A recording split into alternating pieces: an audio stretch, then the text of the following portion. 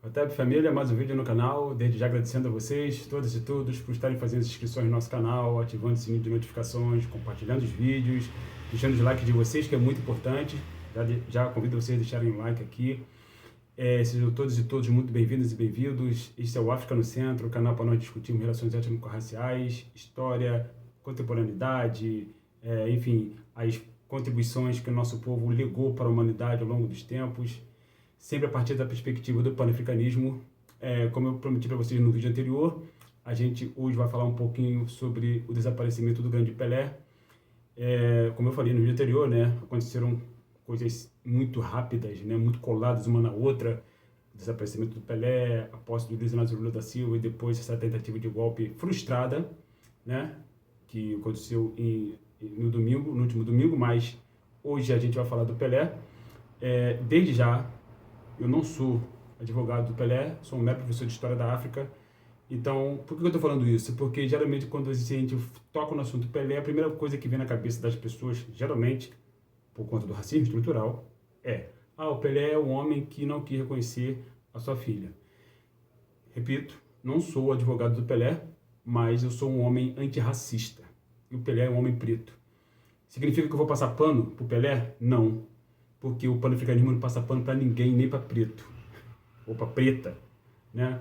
Mas o panafricanismo faz justiça a quem de direito, como eu sempre digo também nas minhas intervenções. Então, reduzir o Pelé, segregar o Pelé a um único erro que ele cometeu, né? Quer dizer, um dos grandes erros que ele cometeu na vida dele, que certamente ele cometeu outros, como qualquer outra pessoa comete erro na sua vida, né? Aliás, atira a primeira pedra aquele que não tiver pecado, disse uma certa pessoa aí, né, que é conhecido como Jesus Cristo, né? Eu acho que segregá-lo nesse único lugar, ainda mais por nós, comunidade preta, eu acho que é um equívoco gigantesco, porque tirando essa questão, né, vamos falar das questões positivas. O Pelé é um rei negro num país estruturalmente racista. O Pelé é um homem negro que nasceu pobre como a maioria de nós por conta do racismo estrutural. O Pelé é um homem negro, um rei negro que deu certo num país estruturalmente racista. Ele se tornou o rei do futebol com 17 anos, ao ganhar a primeira Copa do Mundo para este país. Lembrando que 8 anos antes do Pelé ganhar a Copa do Mundo, né, e o Pelé não foi feito rei pelo Brasil, pela imprensa brasileira, e sim pela imprensa francesa, né, 8 anos antes do Pelé ser campeão do mundo, em 1950, o Brasil perdeu uma Copa do Mundo para o Uruguai, em pleno Maracanã, por 2-1. O último gol do Uruguai foi o gol do Gija. Quem foi eleito o vilão daquela Copa? Um ex-goleiro chamado Barbosa. Barbosa é negro. O Barbosa, né, ele disse que, e com toda a propriedade, a pena máxima no Brasil é de 30 anos.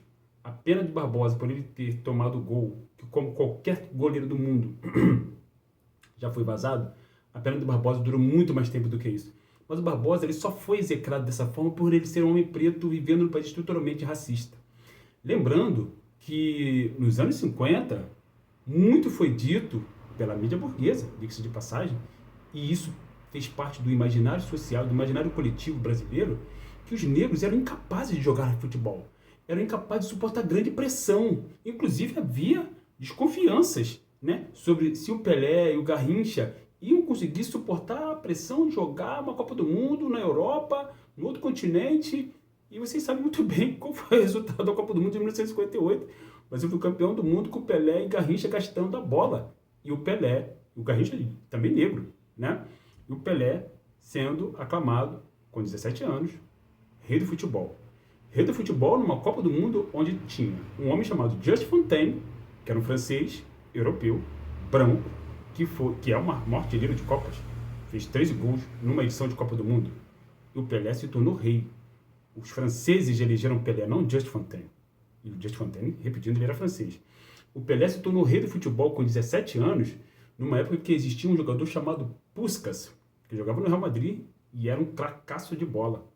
Europeu, branco. E o Pelé, negro. O Pelé se tornou rei do futebol na mesma época que também no grande time do Real Madrid da época, né, jogava um homem chamado Alfredo Di Stéfano. Inclusive, seu nome é nome de estádio, né? Um dos estádios do Real Madrid chama-se exatamente Alfredo Di Stéfano. Argentino, branco, né?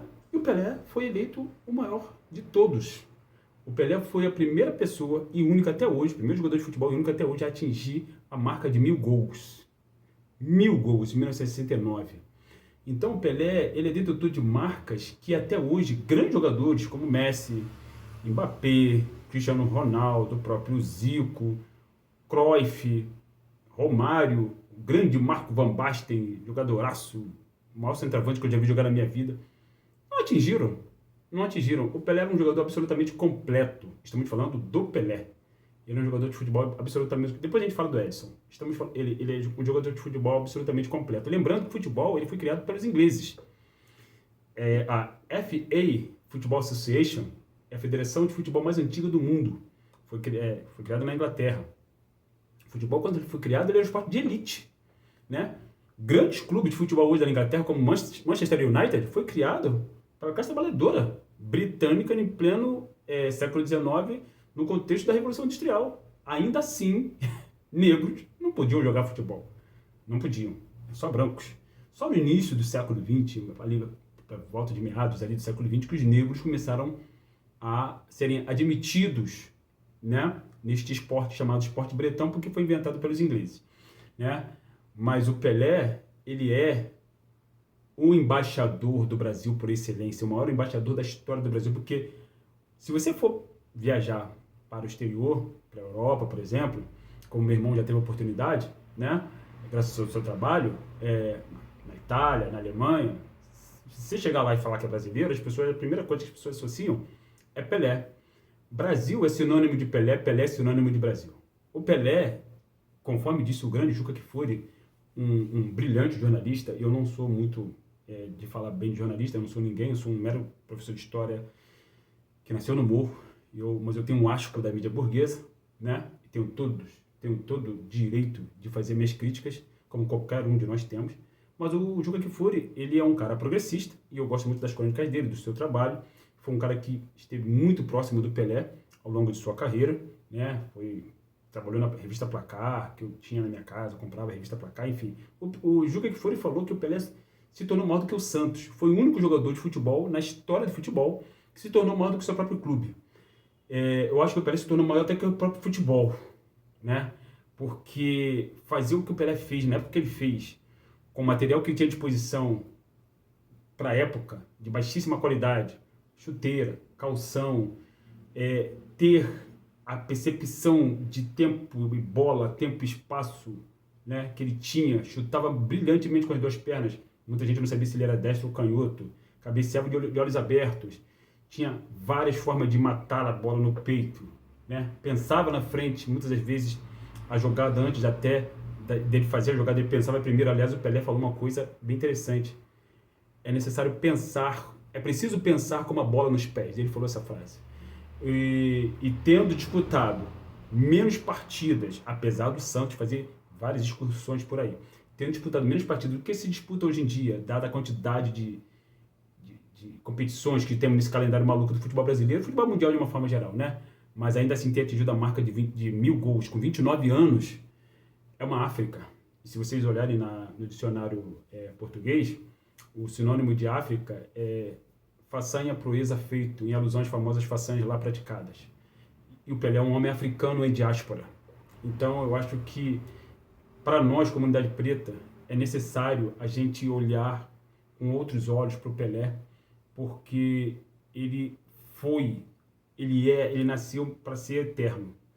O Edson Arantes do Nascimento cometeu erros como muitos outros homens já cometeram, e muitas outras mulheres já cometeram, independente de ser preto ou branca, independente de ser gay, hétero ou lésbica, independente da nacionalidade, porque a gente não pode segregá-lo somente nesse momento, nesse único lugar.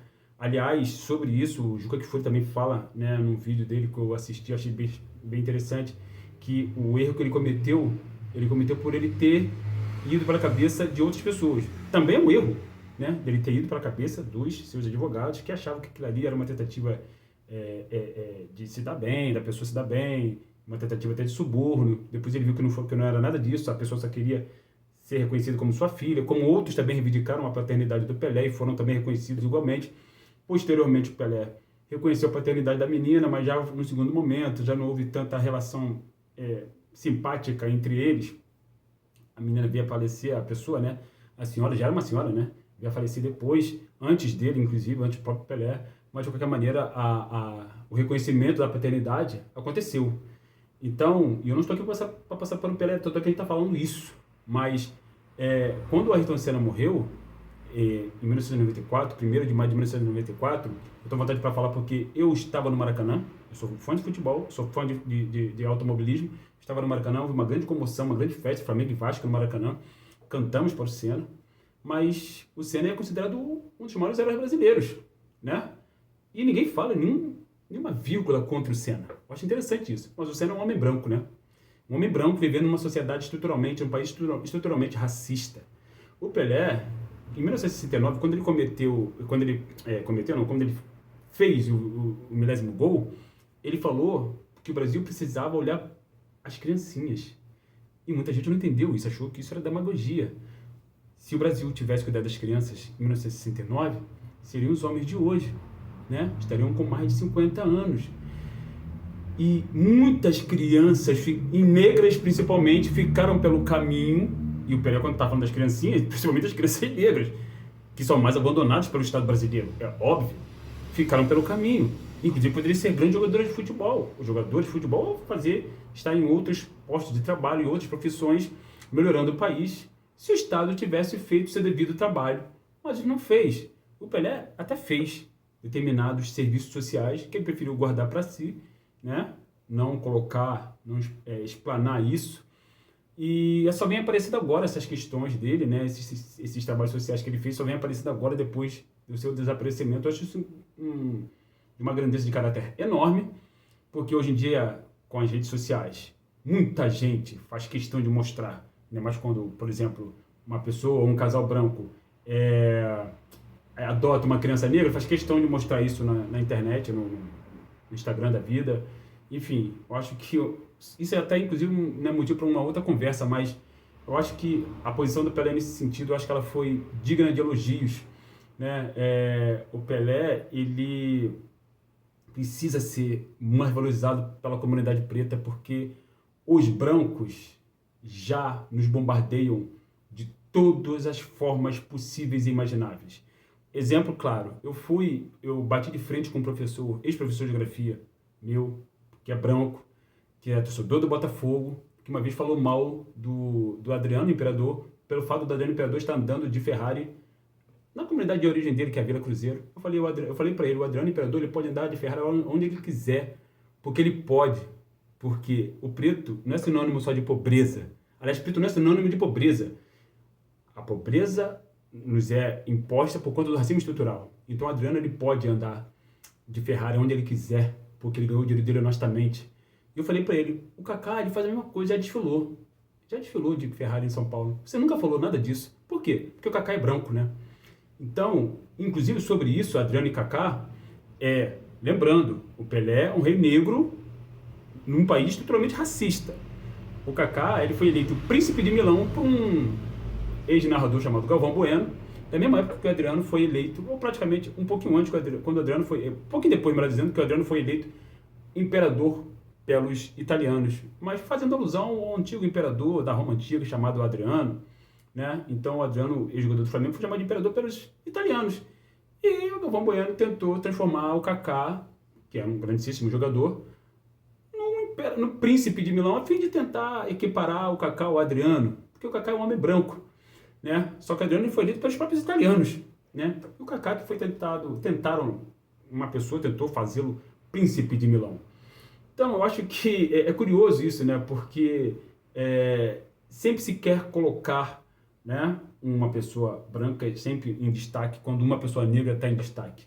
O Pelé é o rei de futebol num país que mata pessoas negras e que criou um rei da música popular brasileira que é branco, chamado Roberto Carlos, que cometeu também seus erros, né? Quando esteve cantando próximo de militares, inclusive, né, durante a ditadura militar, mas mas isso aí poucas pessoas falam, né?